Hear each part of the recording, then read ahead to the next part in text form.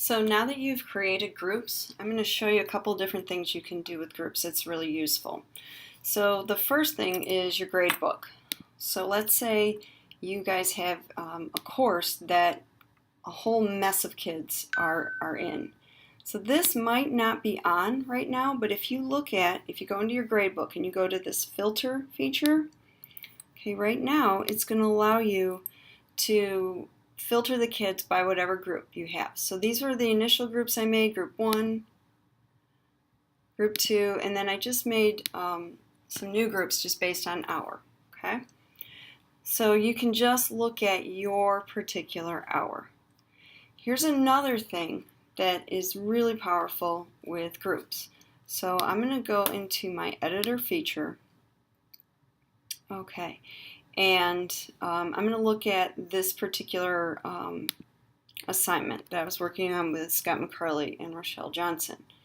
If I go to group settings, okay, I'm looking at this. Let's say that now I'm going to look at my hours. I only want second and third hour to see that assignment. First hour doesn't need to see that.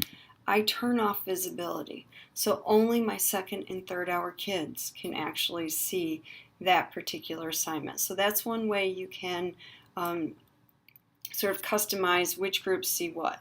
And again, there's like no limit to how many group settings you can create. So these are really just there for your convenience. So if you wanted to do it by where kids are in terms of their progress in the learning, you could say, you know what, these kids are not ready to move on, but this particular hour is. Okay, and maybe once this group gets ready, you just open up the visibility. So one more time, when you're in the editing feature, so I'm going to go home.